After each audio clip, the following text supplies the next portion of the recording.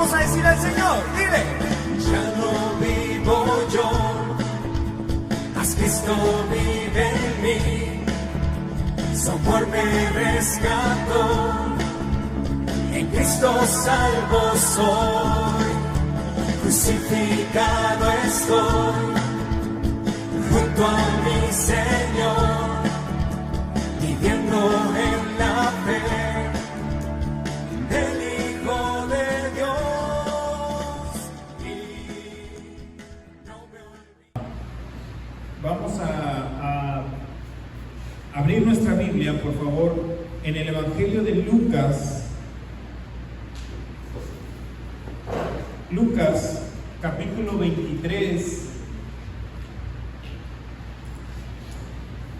desde el versículo 26 al 56. Vamos a leer esta mañana y vamos a estudiar. Antes de hacer la lectura, o antes de tener nuestra enseñanza, quisiera poner un contexto acerca de lo que es el mensaje de la cruz. Miren,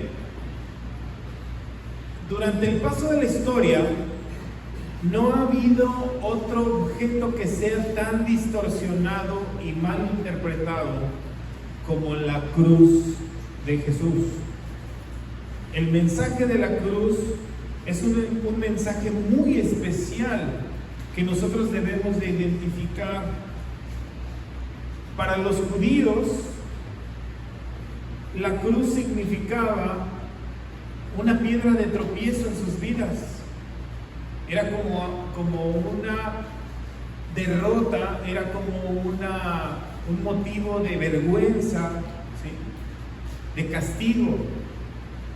Pero para los griegos era una locura el pensar que un hombre crucificado, que una cruz, alguien que había de morir en una muerte de cruz horrenda y gráficamente horrenda muerte, vendría a ser el Salvador y venía a ser el victorioso vencedor de una corriente de pensamiento. Entonces, el apóstol Pablo dice que para la gente la cruz es locura para los que se pierden, pero para nosotros es poder y es la más grande de las victorias. La muerte de Cristo en la cruz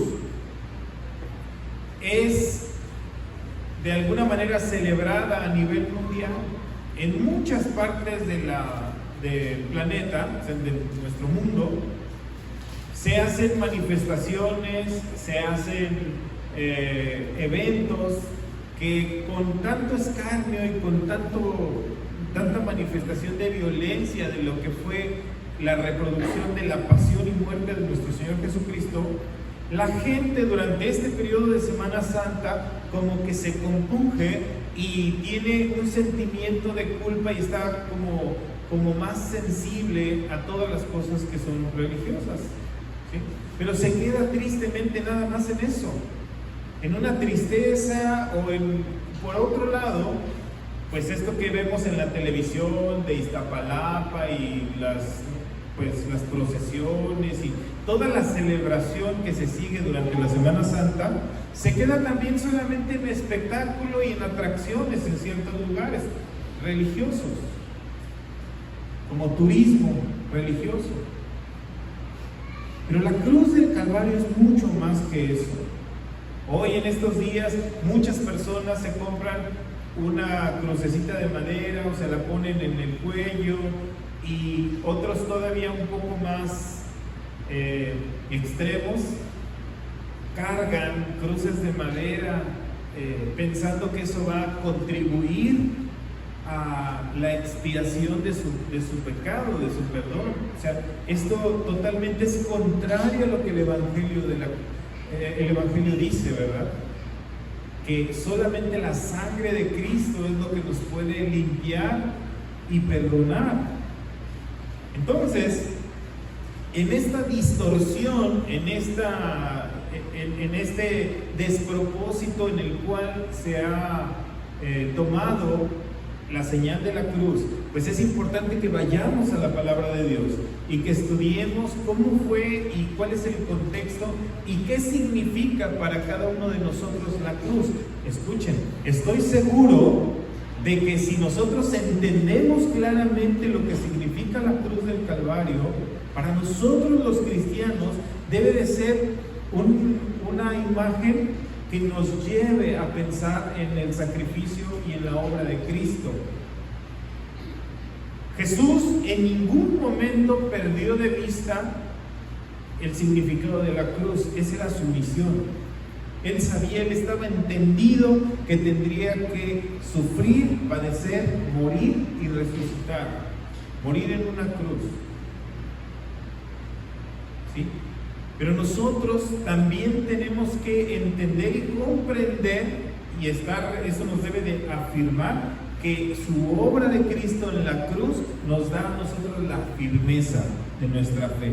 Porque si Cristo no hubiera resucitado, entonces vana sería nuestra fe, sería nada más una bonita historia. Pero no, Jesús resucitó.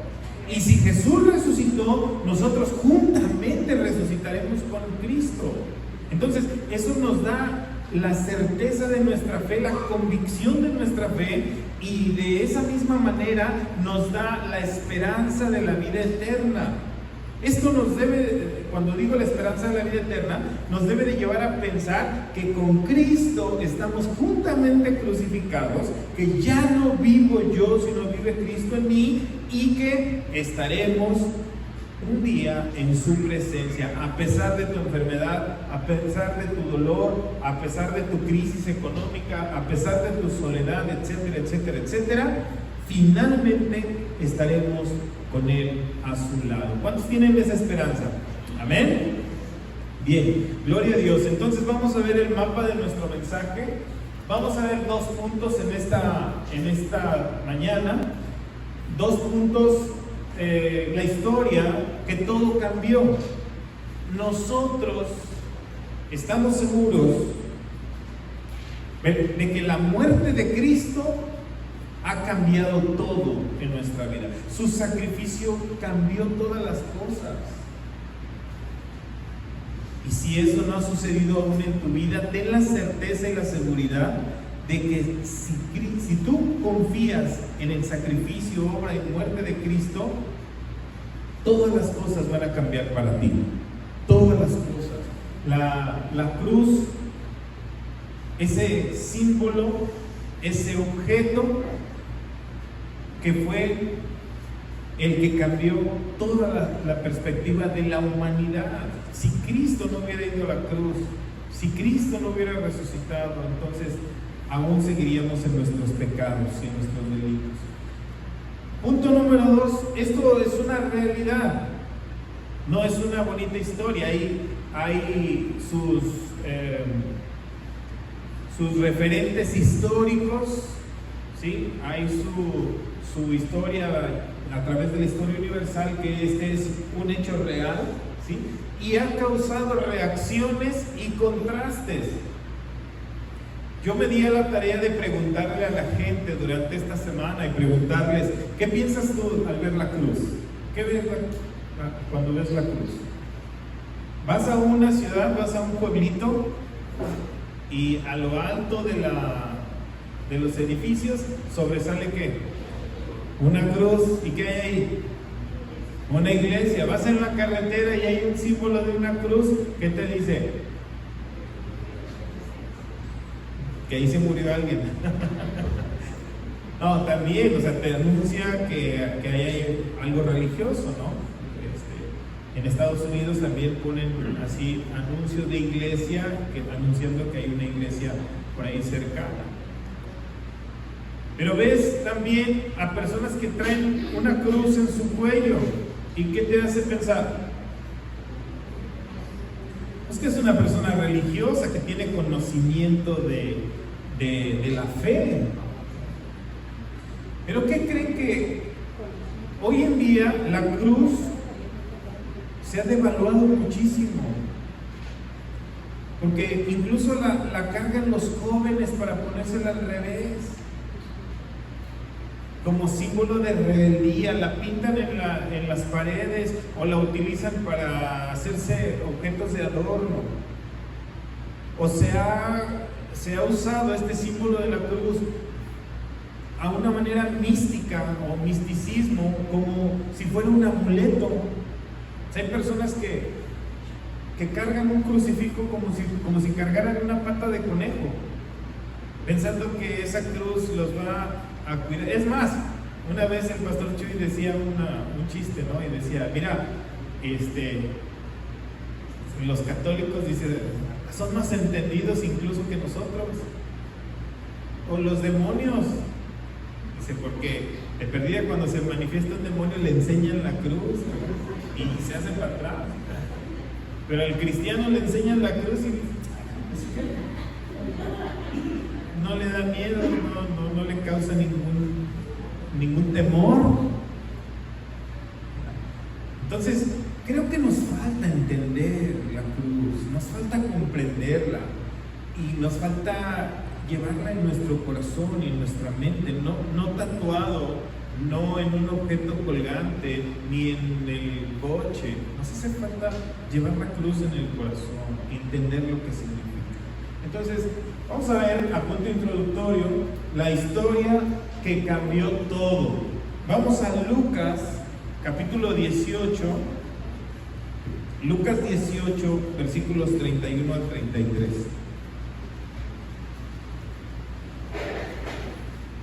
Dice así la palabra. Tomando Jesús a los 12 les dijo: He aquí subimos a Jerusalén y se cumplirán todas las cosas escritas por los profetas acerca del Hijo del Hombre, pues será entregado a los gentiles y será escarnecido y afrentado y escupido, y después que le hayan azotado le matarán, mas al tercer día resucitará. Pero ellos nada comprendieron de estas cosas, y esta palabra les era encubierta y no entendían lo que Jesús les decía. ¿Se les hace algo familiar esto? Que hoy en día la gente no alcanza a comprender. Y vemos la cruz como una derrota, o vemos a Cristo como alguien que perdió, alguien que murió, alguien que está ahí derrotado, ¿no? Mi papá me contaba una historia hace muchos años, o sea, una ironía, ¿no? Algo así. Porque decía que tenía un amigo, un compañero, que siempre decía: oigan, pues pídanle ustedes a su Dios que me ayude porque no tengo dinero. Y siempre decía: oigan, pues pídanle a su Dios que sane a mi enfermo. Y una vez le dijo: ¿saben qué? Oigan, pídanle a ustedes que van a la iglesia, dice, pídanle a Dios que me ayude a sacar a mi hijo de la cárcel, ¿no? Que me ayude. Y uno de ellos le dijo: ven, vamos, te voy a llevar. Y lo llevó a una iglesia. Dice que entra y ve a Cristo en la cruz, ahí todo ensangrentado, golpeado. Dice: ¿a quién le vamos a pedir? Dice: pues a Cristo. Dice: pero mira cómo está hasta colgado allá arriba. ¿En qué me va a ayudar? Mira, está hasta desnudo. Dice: ¿tú crees que Él nos va a poder ayudar? Uso esta analogía porque muchas veces caemos en ese error. Caemos en ese error en pensar que Dios no puede hacer las cosas cuando Él tiene control de todas las cosas. La gente pensaría que la muerte de Cristo fue una derrota. Es más, el reino de las tinieblas pensó que matando al Hijo de Dios iba a tener la más grande de las victorias, pero fue la más grande de las derrotas, dice el apóstol Pablo. Porque Cristo dice que avergonzó a todas las huestes espirituales, tomando victoria y diciendo: ¿dónde está muerte tu victoria? ¿Dónde está sepulcro tu victoria? ¿Dónde está, oh muerte, tu hijo? Dice que los avergonzó públicamente, triunfando, resucitando milagrosamente del sepulcro. Entonces, hermanos, esta historia es importante entenderla desde su origen, porque no fue un hecho fortuito, no fue una situación que se salió de control y mataron a Cristo. Ya todo estaba profetizado. Ya todo, desde Adán y Eva, hermanos, desde Adán y Eva, cuando ellos pecaron, Dios dice que hizo un sacrificio de un animalito para quitarle la piel y vestir a Adán y Eva. Ahí está profetizado ya el sacrificio y muerte de nuestro Señor Jesucristo. Entonces, ¿pero qué es la cruz en sí? La cruz era un instrumento de tortura, de exhibición y muerte. De hecho, la cruz fue perfeccionada por los antiguos romanos. Era usada en tiempos de Jesús para dar sacrificio y muerte a los malhechores, exhibiéndolos públicamente. Aparentemente, para el hombre actual, este sería un lugar de derrota, de humillación, de burla, de vergüenza pública, de castigo y de muerte. Sin embargo, en la cruz todo cambió. Para nosotros la cruz es el lugar más importante de nuestra fe. Es el altar que Dios preparó para que se llevase a cabo la consumación de nuestra salvación. Es el lugar donde toma sentido el fundamento de nuestra fe y la confianza en la obra de nuestro Señor y Salvador Jesucristo. Ahí pagó Él con su vida, derramando su sangre para pagar el precio de mi culpa. ¿Tú también lo piensas así? Es el altar donde se ofreció el pago de mi culpabilidad. En ese lugar, es más, hay otra frase también que acostumbramos decir, ¿verdad? De que a veces a las chicas les dicen, oye, dame la prueba del verdadero amor. A ver, dame una prueba, ¿verdad? De tu amor. Pero ¿qué prueba más grande pudiéramos tener que la cruz del Calvario? De un amor incondicional. ¿Qué prueba más grande? Si es que, chicas, si alguna vez alguien les dice que les demuestren su amor, pues muéstrenlo en la cruz. Porque no hay mayor muestra de amor que esta, el que entrega su vida por otro. Entonces, aquello que se festeja el 14 de febrero no debería de tener un símbolo de corazón, sino un símbolo de cruz. ¿Está de acuerdo conmigo? Si celebramos el Día del Amor y de la Amistad, deberíamos de, en vez de usar un corazón, deberíamos de pensar en la cruz como el mayor signo del amor. Hoy en día, para el hombre común, la cruz ha pasado de ser a ser un objeto de adorno, de decoración, de religiosidad, incluso un objeto místico, un amuleto de la suerte. Pero la palabra importante es esta: para ti, ¿qué significa la cruz de Cristo? Para ti, ¿qué significa? ¿Qué reacción tuya hay al ver la cruz? ¿Cómo reaccionas tú ante la cruz? Vamos a nuestra enseñanza en el capítulo 23 del Evangelio de Lucas. Hay toda una historia detrás. Vamos al siguiente punto número 2. Hay toda una historia detrás de lo que fue el sacrificio y muerte de nuestro Señor Jesucristo. Recordemos que Él caminó con sus discípulos haciendo milagros, haciendo obras que nadie podía haber hecho jamás. Que incluso Nicodemo le reconoció y dijo: nadie puede hacer estos milagros si no está Dios con él. Entonces Jesús también muchas veces les dijo a sus discípulos que si creen, verán la gloria de Dios, y que Él era la imagen misma del Dios invisible. Todos estos mensajes y todas estas acciones terminaron ganando el favor de la gente y las multitudes le seguían a Jesús. Todo eso propició, fíjese bien cómo lo voy a decir para que tenga usted también mucha sabiduría al respecto. Cuando tú reconoces la cruz, causa dos cosas en tu vida. La primera de ellas debe de ser una profunda seguridad en que Cristo te ha salvado de la condenación eterna. Pero por otro lado, el significado de la cruz en tu vida te debe de provocar una profunda fortaleza de saber que el Todopoderoso está en tu corazón y es el que te respalda. ¿Escucharon bien? El Todopoderoso, el que siempre gana. Es más, si te pudiera yo explicar y decir, ponte la camiseta, pero ponte la camiseta del que siempre gana, del Todopoderoso.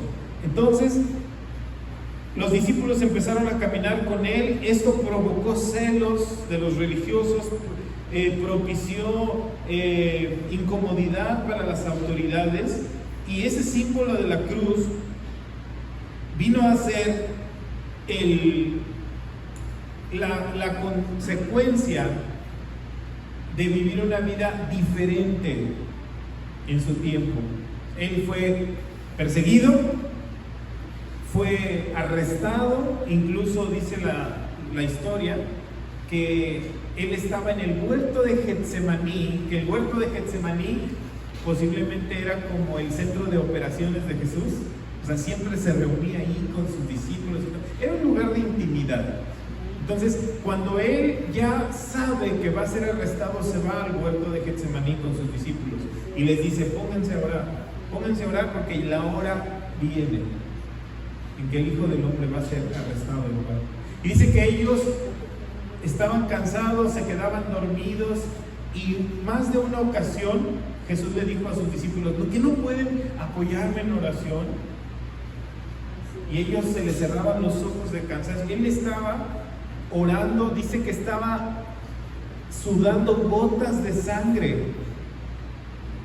Estaba sudando gotas de sangre porque él sabía lo que seguía.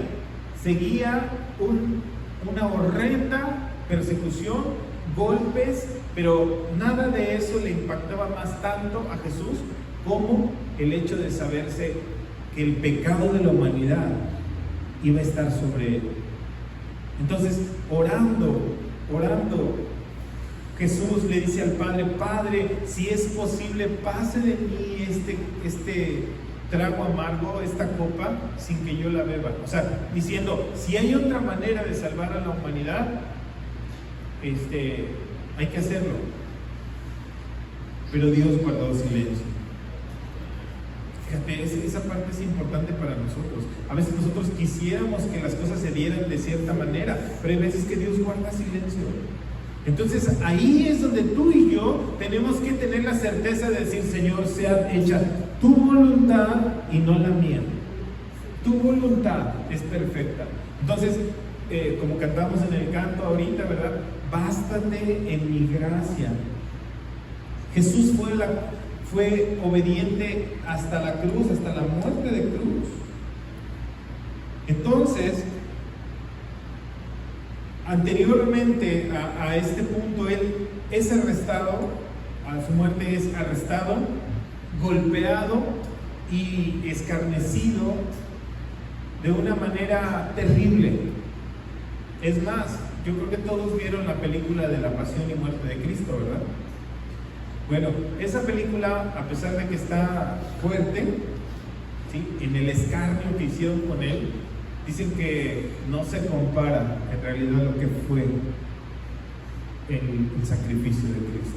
Fue todavía más sanguinario, fue muy fuerte. Entonces, llegamos al capítulo 23, versículo 26. Vamos a leer, dice así. ¿Tiene su Biblia y su cuaderno? Bien, dice: Y llevándole, tomaron a cierto Simón de Cirene, que venía del campo, y le pusieron encima la cruz para que la llevase tras Jesús. O sea, aquí vemos, como puse ahí en las notas, la primera reacción que vemos aquí es de un hombre llamado Simón de Cirene. Jesús ya había sido golpeado previamente, ya había sido, de alguna manera había perdido mucha sangre en esa vía dolorosa, que ya no podía cargar más la cruz. Iba sangrando por ahí por la vía dolorosa. Una pesada cruz iba cargando. Entonces cae al piso Jesús con la cruz, y podría usted pensar de igual manera que yo que no era casualidad que estuviera Simón ahí. ¿Era casualidad? No, pero ¿se acuerdan que la cultura de Jesús era de que si te obligan a cargar una milla, lleva dos? O sea, esa cultura de ayuda, pues se le obliga a este hombre, Simón de Cirene, a ayudarle a cargar la cruz a Jesús. Y sabes, esto me lleva a pensar que Dios ya había preparado. Hay otras porciones de la Escritura donde hablan de la familia de este hombre, pero yo me quedo pensando en esta parte. ¿Se imagina qué privilegio poder haber cargado la cruz con Jesús? Porque no podríamos decir que ese hombre estaba ahí, en el lugar equivocado, en el momento equivocado y en la circunstancia equivocada, y lo pusieron a cargar la cruz. Sino ponte a pensar, a meditar juntamente conmigo, ¿qué privilegio podría haber sido para mí y para mi familia poder cargar la cruz de Cristo? Y esto nos debe de llevar a reflexionar en que el día de hoy tú y yo podemos cargar esa cruz, llevar esa cruz. Y no me estoy refiriendo a soportar a tu suegra ni a tu familia. Ay, es que ese viejo que me tocó de marido, ¿verdad? Es mi cruz. Qué privilegio poder tener la oportunidad de padecer los sufrimientos de Cristo, no en su dimensión como Él lo sufrió. Pero fíjese bien, iglesia, qué diferente sería si nosotros, el día que estamos sufriendo, que tenemos un dolor, que sentimos esa preocupación y todo eso, pensar en los padecimientos que tuvo Cristo. ¿Y qué hizo Él? ¿Se rindió o siguió adelante? Entonces, ¿qué nos enseña esa perseverancia? De que nosotros tampoco debemos de rendirnos aún y cuando no veamos que las cosas mejoren. Hasta el final, hermanos. Entonces, fíjense, ¿qué hizo este hombre? Dice ahí enseguida, y le seguía una gran multitud del pueblo y mujeres que lloraban y hacían lamentación por él. Pero Jesús, vuelto a ellas, les dijo: hijas de Jerusalén, no lloréis por mí, sino llorad por vosotras mismas y por vuestros hijos. ¿Se imagina qué pensaría toda la gente que veía sangrando el cuerpo de Jesús, cargando esa cruz, golpeado, todo chicoteado en la espalda, escurriéndole sangre? ¿Qué diría la gente al verlo? Pobre muchacho, mira, lo llevan bien lastimado, lo llevan escurriendo de sangre. Pobre muchacho, era tan bueno. Pero fíjense lo que dice aquí Jesús, palabras de Jesús, dice: no lloren por mí, lloren por vosotras y por vuestros hijos, sabiendo que el sufrimiento de Jesús terminaría, mas no así el sufrimiento que habla el libro de Apocalipsis en el capítulo 6, versículos del 15 al 17. ¿Qué dice Apocalipsis 6, 15 al 17? Dice: Y los reyes de la tierra, y grandes, y los ricos, y poderosos, se escondieron en las cuevas y en las peñas de los montes, y les decían: caigan sobre nosotros, y escóndenos del rostro de aquel que está sentado sobre el trono y de la ira del Cordero, porque el gran día de su ira ha llegado, y ¿quién podrá sostenerse de pie? Fíjense, iglesia, déjenme decirles esto con mucho cuidado a todos los que me escuchan, ¿sí? ¿Se imagina cómo será el castigo para las personas que rechazan a Jesús? A las personas que no les interesa el sacrificio de Cristo, que se burlan de la iglesia, que se mofan de la palabra de Dios, que le mascan el chicle al Señor y le voltean los ojos para arriba, así como: ay, ya van a empezar con sus cosas, ay, esto. ¿Se imaginan qué les espera? Dice que va a ser un sufrimiento tal que no podemos imaginar el dolor tan grande que puede representar el haber rechazado a Cristo. Entonces, el día de hoy tenemos la oportunidad tan grande de pedirle perdón y de caminar en sus caminos. Ahora, debemos de saber esto, que no venimos nosotros a Cristo por miedo. Eso no sería bueno, que la gente pensara en que, bueno, voy a aceptar a Cristo porque no quiero que eso pase en mi vida, no quiero enfrentarme, no quiero tener ese problema. Sabiendo esto, hermanos, que Cristo no vino a condenarte, sino a salvarte. Jesús vino a morir para salvarnos de la condenación eterna, dice Juan 3:16, porque de tal manera amó Dios al hombre que dio a su Hijo unigénito, para que todo aquel, y ese todo aquel te incluye a ti, incluye a las personas que aman, a toda la humanidad, para que todo aquel que en Él cree no se pierda, sino que tenga vida eterna. O sea, su gracia está extendida hasta el día de hoy para todo aquel que cree, para todo aquel.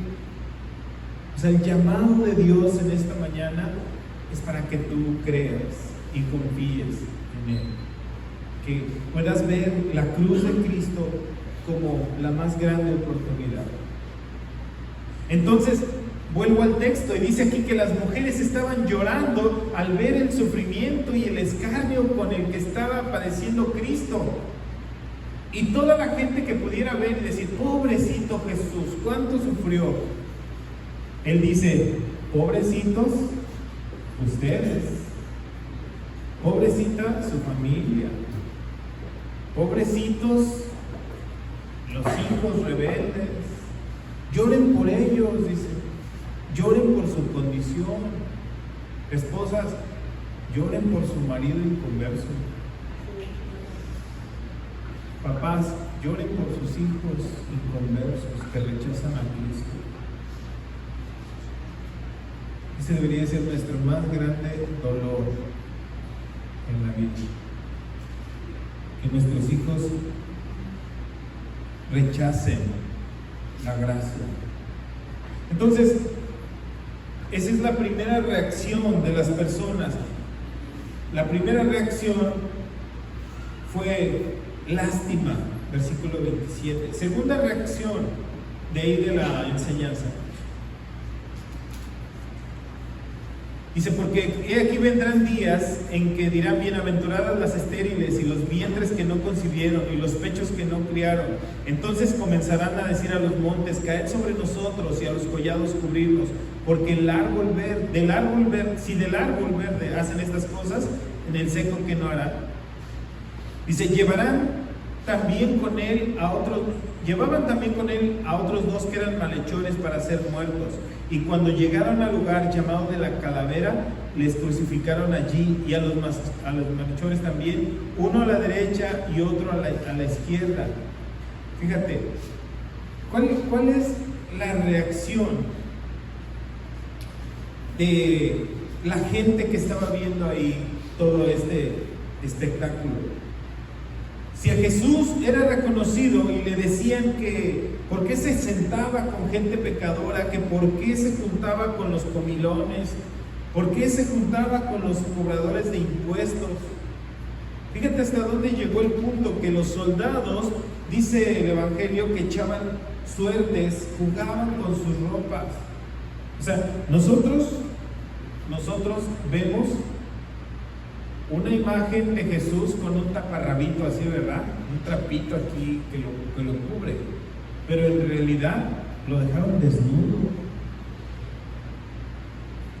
Yo no sé si ustedes, yo me acuerdo que en la primaria, ya ven que en la primaria somos crueles y en la secundaria los chamacos. Pero a veces jugábamos y le quitábamos el zapato a alguien y ahí nos lo andábamos aventando el zapato y la otra persona, ¡ay, mi zapato!, ¿verdad? Y correteando así de que imagínate qué se sentirá que te quiten un zapato y que se estén jugueteando con tus zapatos. ¿Te daría coraje? Ahora con tu ropa interior, que te desnudaran y que estuvieran jugando con tu ropa. O sea, Jesús se lo hicieron. Es una burla a su persona. Y no nada más eso, le pusieron un letrero, porque era la costumbre que los que iban a la cruz les ponían un letrero arriba en por qué estaban siendo crucificados. Unos por ladrones, otros por asesinos, otros por, no sé, tantas situaciones. Ahí les ponían un letrero arriba.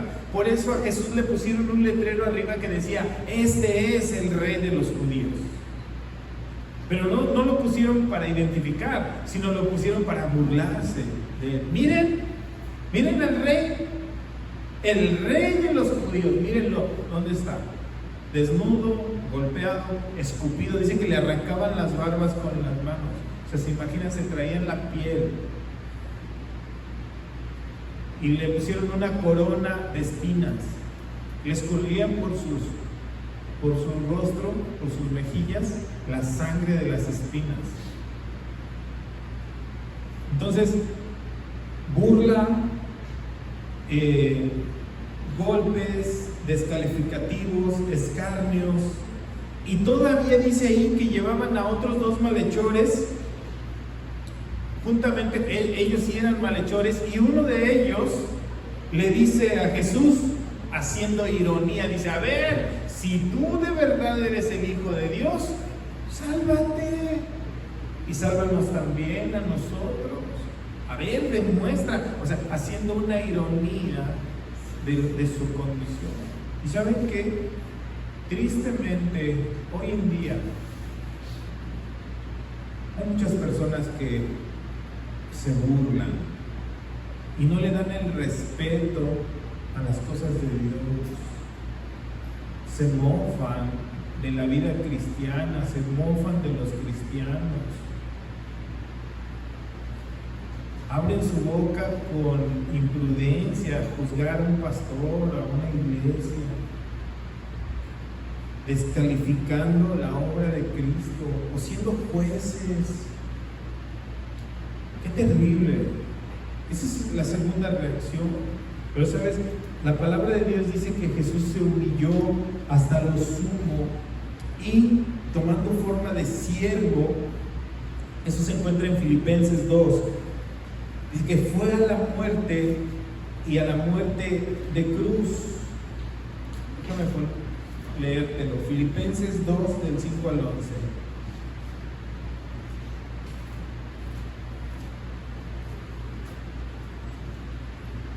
Dice así: haya pues en vosotros este mismo sentir que hubo también en Cristo Jesús, el cual, siendo en forma de Dios, no estimó ser igual a Dios como una cosa que aferrarse, sino que se despojó a sí mismo. Miren, hermanos, esta palabra "se despojó a sí mismo" me hace pensar. ¿Se acuerdan qué pasó en el huerto de Getsemaní cuando fueron a arrestar a Jesús? Estaba Jesús con sus discípulos así rodeado, y llegan los soldados romanos, y todos se espantan pues de ver que llegan todos los soldados, Dice, ¿quién es Jesús de Nazaret? Dice, yo soy. Y cuando dice yo soy, caen al piso todos los soldados, ¡pum! Todos se derrumban. Cuando él dijo, yo soy. Porque fíjate lo que dice aquí la escritura. Dice, se despojó a sí mismo tomando forma de siervo y hecho semejante a los hombres, y estando en condición de hombre se humilló a sí mismo, haciéndose obediente hasta la muerte y muerte de cruz, por lo cual Dios también lo exaltó hasta lo sumo y le dio un nombre que es sobre todo nombre, para que en el nombre de Jesús se doble toda rodilla de los que están en el cielo, en la tierra y aún debajo de la tierra, y que toda lengua, dice, toda lengua confiese que Jesucristo es el Señor, para gloria de Dios Padre. Fíjate, no hay otro nombre tan majestuoso, no hay otro nombre tan poderoso, no hay otro nombre tan potente bajo aquí en la tierra que el nombre de Jesús de Nazaret. Dice, y en el nombre de Jesús de Nazaret se doblará toda rodilla, aunque no quieran, aunque no les guste, aunque les moleste, aunque se incomoden, sean huestes, principados, potestades, gobernadores, toda persona, quiera o no quiera, un día, fíjate bien, un día, esa persona que se burla, esos jóvenes que hacen mofa ponen a Cristo en una patineta, ¿verdad? Y haciendo así, yo fumando marihuana y todo, ¿sabes?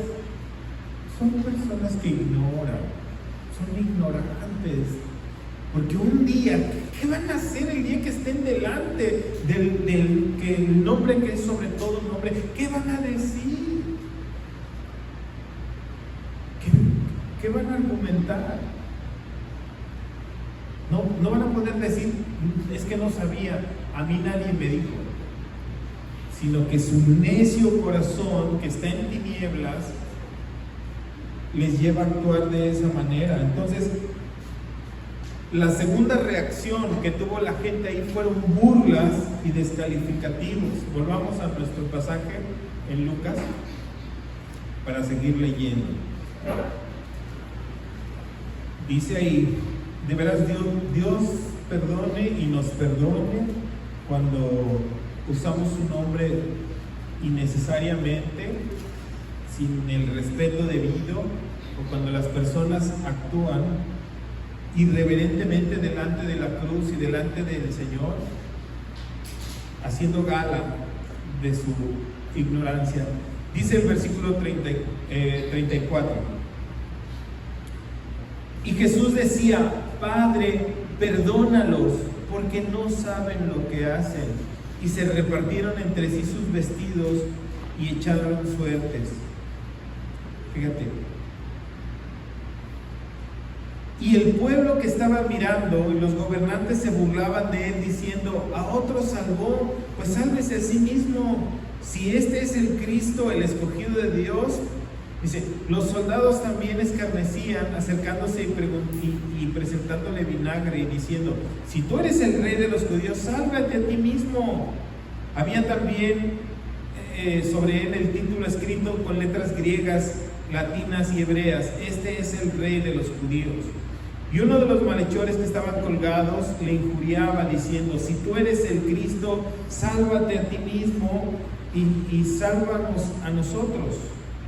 Respondiendo el otro, le reprendió y le dijo, ni aún así temes tú a Dios, estando en esa misma condenación.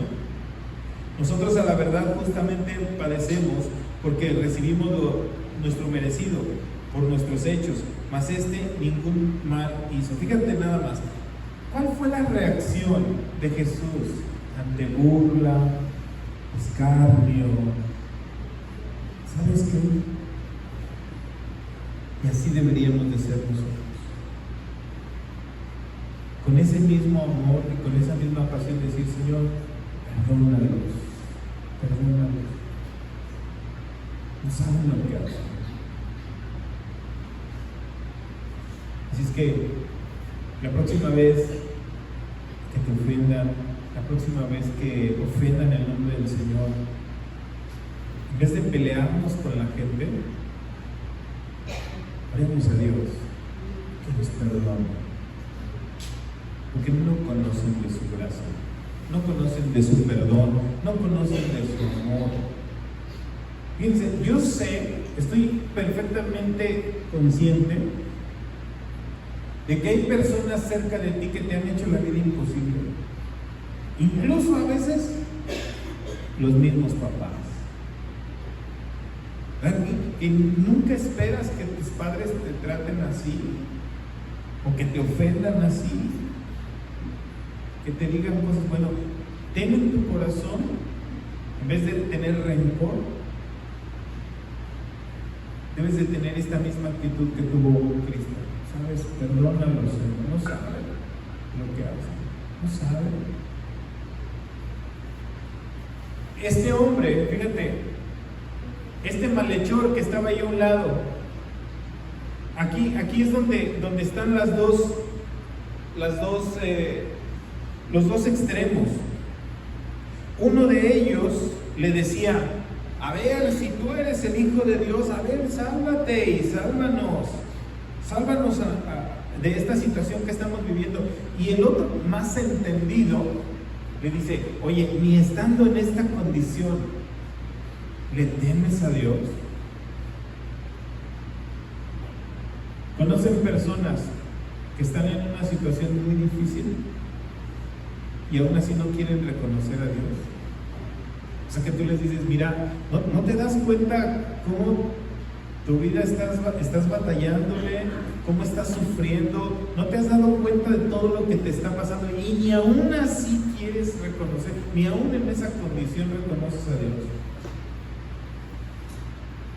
Son insensibles, se vuelve insensibilidad. Pero la otra persona, el otro malhechor que estaba ahí, dice: hablas tontamente, dice, nosotros tenemos la culpa, nosotros hemos hecho lo malo y por eso estamos aquí.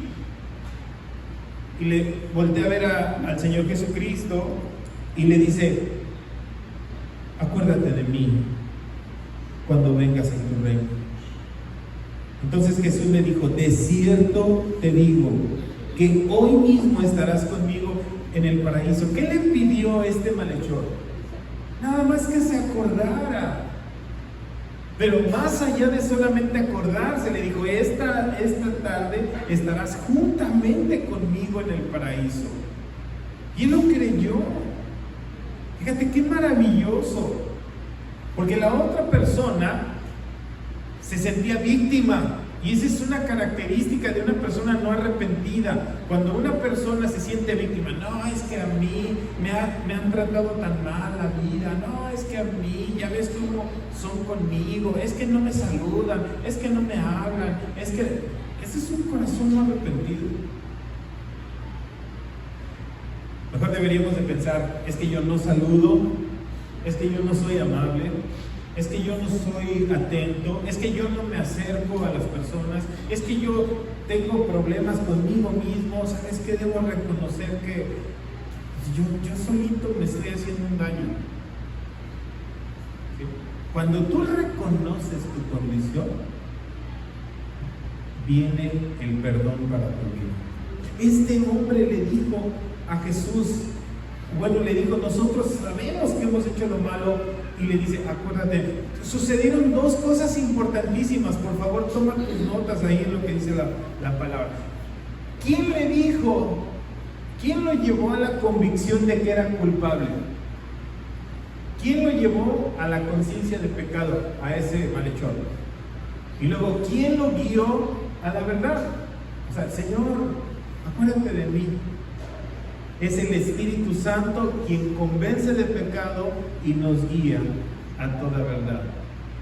Jesús le dijo: hoy estarás conmigo en el paraíso. Entonces, fíjate, ¿cuál fue esta reacción? Esta tercera reacción de este hombre. Al ver la cruz, al ver la condición, su reacción fue arrepentimiento y fe. Arrepentimiento y fe. Y luego dice en el versículo 44, cuando era como la hora sexta, hubo tinieblas sobre la tierra hasta la hora novena. El sol se oscureció y el velo del templo se rasgó por la mitad. Aquí también hay otra reacción. ¿Quién reaccionó? La naturaleza. Reaccionó la creación. Aún la creación manifestó que el corazón de Cristo estaba haciendo tinieblas por consecuencia de llevar toda nuestra culpabilidad y toda nuestra rebelión.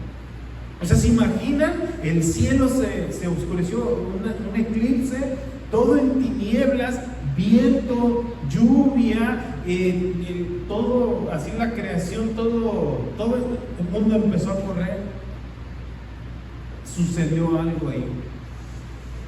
En esos momentos es cuando nosotros hemos escuchado o hemos aprendido de las 7 palabras. ¿Ha escuchado esas 7 palabras? Padre mío, ¿por qué me has abandonado? ¿Verdad? La primera palabra que Jesús dijo ahí en la cruz es: Padre, perdónalos, no saben lo que hacen. Luego la segunda palabra, este evangelio no nos lo narra como tal, pero los otros sí. Que les dice Jesús: Elí, Elí, lama sabactani, ¿verdad? Dicen: mira, le está hablando a Elías. No, estaba clamando: Padre mío, ¿por qué me has abandonado? ¿Qué sentía Jesús en ese momento, allí en la cruz? ¿Sabe qué estaba sintiendo? Estaba sintiendo el abandono de la paternidad. Estaba recayendo sobre él todo el peso. Si tú te imaginas, si alguien tuviera que pagar por mis pecados, cuando platico y les digo: no, hombre, yo fui pero tremendo en mi infancia. Fui latosísimo y travieso y desobediente y pobrecita mi mamá. Luego ya de grande le platico todas las cosas que hacíamos y decía: ay, chamaco, ¿y a qué horas hacías todas esas travesuras? Incendié el colchón de tu recámara, me aventaba las piedras con sus radiografías, me subía a la torre, le agarraba los medicamentos para romperlos con la resortera, ¿no? Así, tantas travesuras que hicimos. Pero luego me pongo a pensar, digo, esos son los míos. No sé si ustedes se acuerdan: no, yo siempre me porté bien, yo fui una persona bien portadita. Está bien. Pero ¿se imaginan los de toda la humanidad? De toda la humanidad, y no nada más de una generación, de todas las generaciones. Todo ese peso de pecado estaba siendo recibido en el corazón de Jesús. Por eso él podía sentir ese distanciamiento, y la creación misma estaba reconociendo esas tinieblas que estaban sucediendo en el corazón de Jesús. Jesús dice también ahí en esos momentos: tengo sed. ¿Por qué tenía sed? Querida iglesia, tu alma está gritando que tienes sed del Dios vivo, del Dios verdadero. Dice el salmista en el Salmo 48, dice: como el ciervo brama por las corrientes de agua, así con esa desesperación clama mi alma por ti. Si pudiéramos escuchar tu alma, o más bien me gustaría que levantaran su mano todos aquellos que han sentido en su corazón la necesidad del perdón de Jesucristo. Si lo has sentido así como una inmensa carga que dices: Señor, es más, hay ocasiones que ya siendo justificados, ya habiendo sido perdonados nosotros, tenemos la necesidad de ir a los pies del Señor y pedir su perdón y clamar su perdón. Después de eso, la última palabra que grita Jesús, ahí ya crucificado, ¿sí? Grita: consumado es. consumado es. En ese momento el precio había sido pagado, el precio de nuestro perdón. Él había entregado el Espíritu, Él entregó el Espíritu en ese momento. Consumado es. Ese grito de Jesús no fue un grito de una persona derrotada, sino fue el más grande grito de victoria. Consumado es, el precio está pagado. ¿Por qué no le dan un aplauso al Señor por su obra?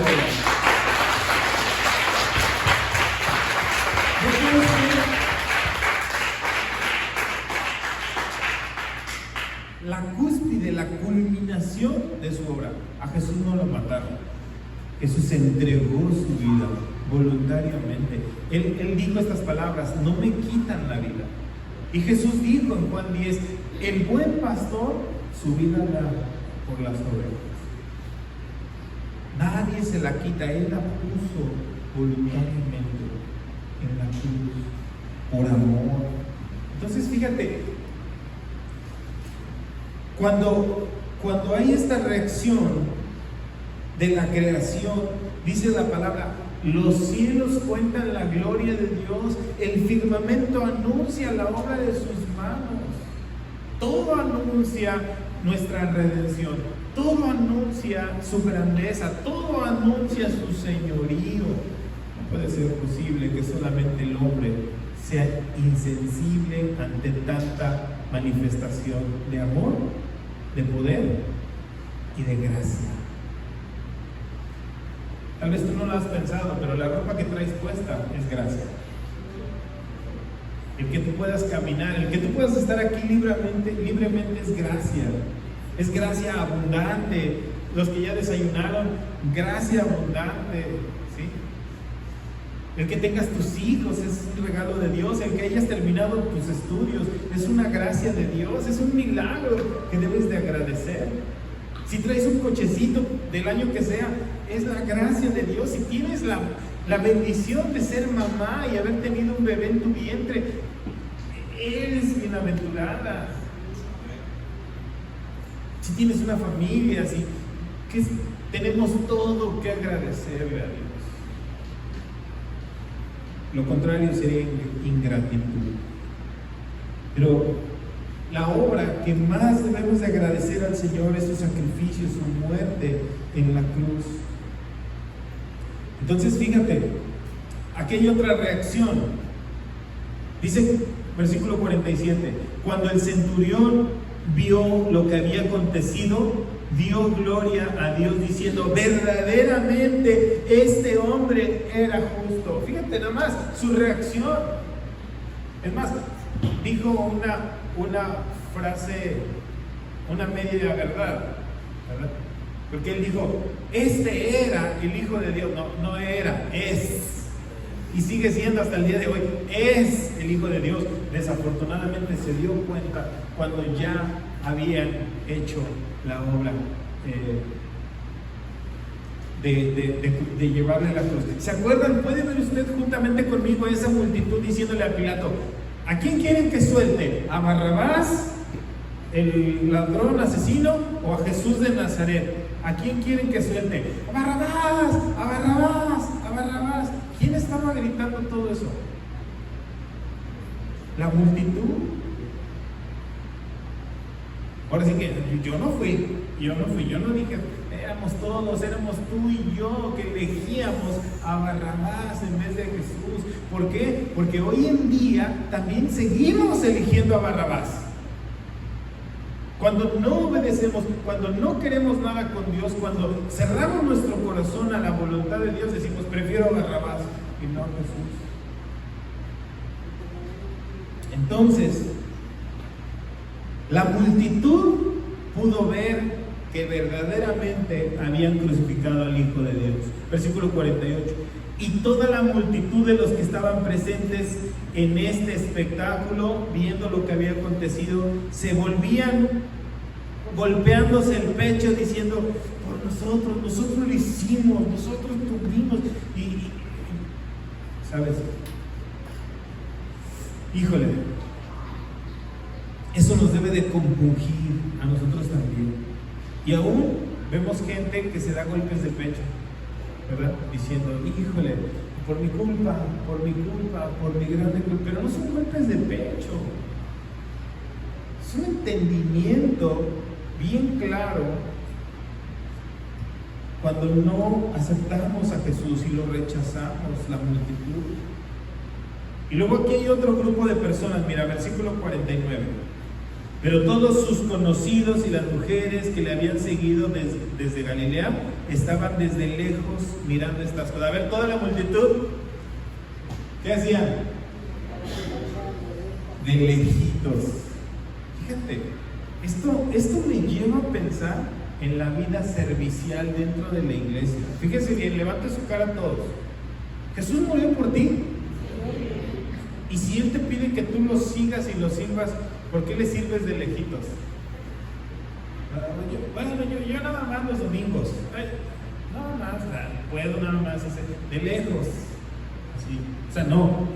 Debemos de estar en primera fila, ¿no? ¿Sí o no? Sabes que tú entregaste tu vida por mí, aquí estoy yo, ¿qué necesitas? ¿Qué te puedo dar, Señor, si ocupaste mi lugar? El que debió haber muerto en esa cruz era yo. Al ver la cruz, estás viéndote a ti crucificado. ¿Cuántos se ven ahí crucificados en la cruz? A ver, levanta su mano. ¿Tú te ves ahí culpable en la cruz? Sí, pero Él tomó tu lugar. Él tomó tu lugar. Esa cruz estaba preparada para mí. Porque yo fui el que hice lo malo. Yo fui el que rompí la ley. Yo fui el culpable. Y seguimos siendo culpables. Pero ahora, por la sangre de Cristo, Dios nos perdona al ver que Jesús tomó nuestro lugar. Entonces, la multitud miraba de lejos. Versículo 50. Había un varón, aquí está otra persona, un varón llamado José de Arimatea, ciudad de Judea, el cual era miembro del concilio. O sea, este hombre era un hombre religioso, era un varón bueno y justo. Que también esperaba el reino de Dios y no había consentido en estar de acuerdo ni en los hechos de ellos, fue a Pilato y le pidió el cuerpo de Jesús. Quitándolo, lo envolvió en una sábana y lo puso en un sepulcro abierto en una peña, el cual aún no se había puesto a nadie. Era día de la preparación y estaba por comenzar el día de reposo.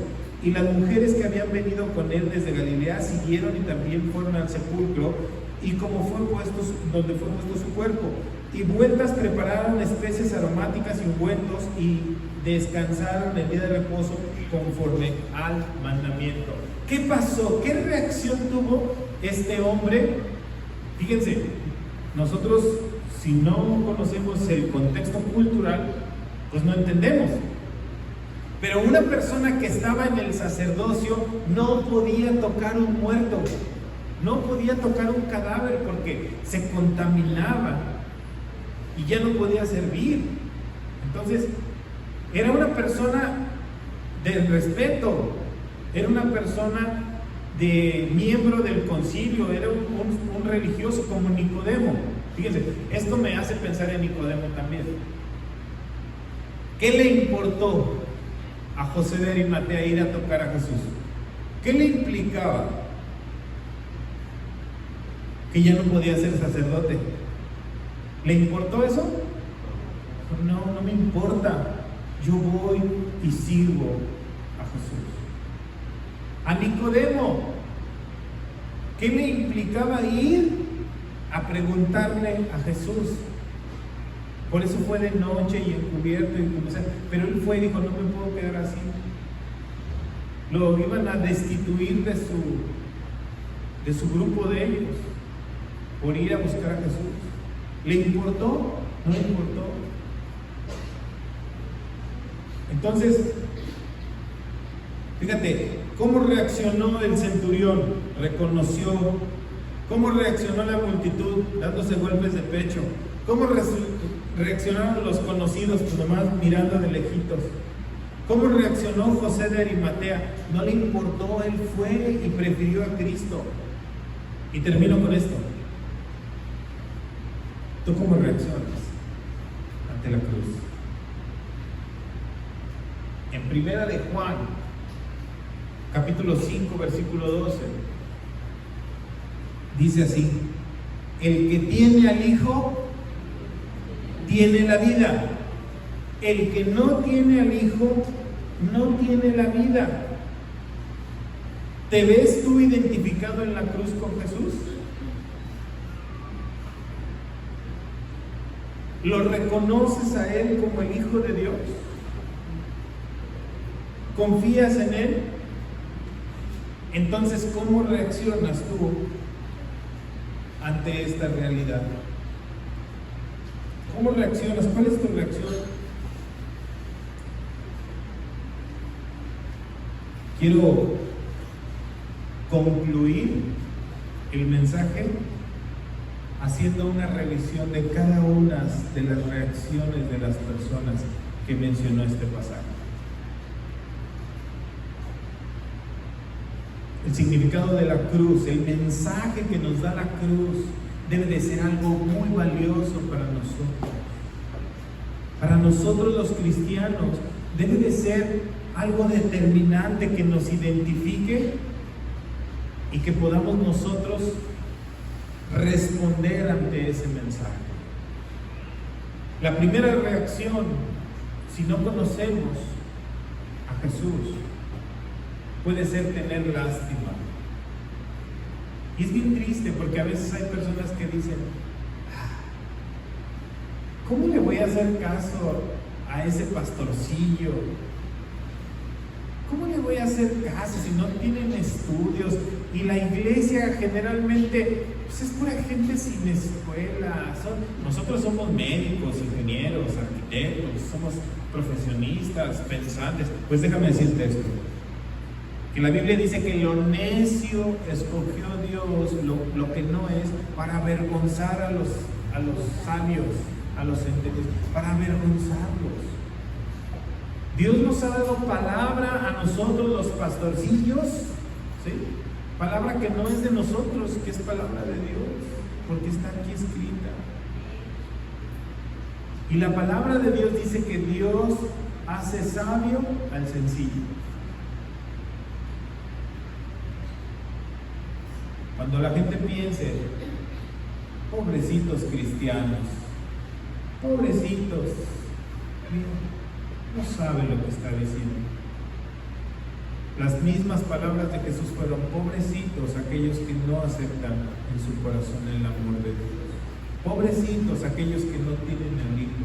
Pobrecitos aquellos que, teniendo la oportunidad de entregar su vida y disfrutar la gracia de nuestro Señor Jesucristo, prefieren cerrar su corazón, enojarse con Dios por las situaciones que están pasando, o de otra manera decirlo, servirle mediocremente. Pobrecitos. Lo dice Jesús mismo. La segunda reacción: mucha gente se burló, los soldados se burlaron, insultaron, descalificaron. Ay de nosotros de burlarnos o burlar el nombre de nuestro Señor, de burlar su nombre. Otra reacción, la creación. Si la creación misma da testimonio de la grandeza de nuestro Dios, ¿cómo no hemos de reconocerlo? El centurión reconoció que él era el Hijo de Dios, pero demasiado tarde. Demasiado tarde. Y yo te quiero animar el día de hoy, que no sea demasiado tarde para ti el reconocer que Jesús es el Hijo de Dios. Que no sea demasiado tarde para ti. Las multitudes reaccionaron dándose golpes de pecho. Los conocidos miraban de lejos solamente. José de Arimatea no le importó lo que pensaran los demás, sino antes de servir al Dios verdadero. Y el día de hoy, queridos hermanos, hoy, aunque tú no lo veas, Jesús está delante de ti. Jesús está aquí, porque Él prometió estar en medio de los que le buscan. Él es una realidad. Él es el verdadero Cordero de Dios que quita el pecado del mundo. Él es el que verdaderamente fue a la cruz. Eso no se te puede olvidar jamás. Si tú has nacido de nuevo, tú tienes que tener presente siempre el significado de la cruz. El significado de la cruz, no místico, no mágico, no espectacular, sino salvífico. Que gracias a esa cruz es que el día de hoy tenemos vida eterna en su nombre. ¿Cuántos de nosotros estaremos dispuestos a reconocer su obra y su presencia? Yo quiero pedirte que cierres ahí tus ojos, donde tú te encuentras, porque yo pudiera seguir hablando y diciéndote aquí, pasarme todo el día dándote testimonio de su obra preciosa en la cruz. Pero el único que te va a convencer es el Espíritu Santo. El Espíritu Santo nos convence de pecado y nos convence de perdón y nos guía al arrepentimiento. Nueva vida en Cristo tengo, nueva vida en Cristo tengo por su amor. Nueva vida en Cristo tengo, nueva vida en Cristo tengo, nueva vida en Cristo tengo por su amor. Las voces, díganle. Nueva vida.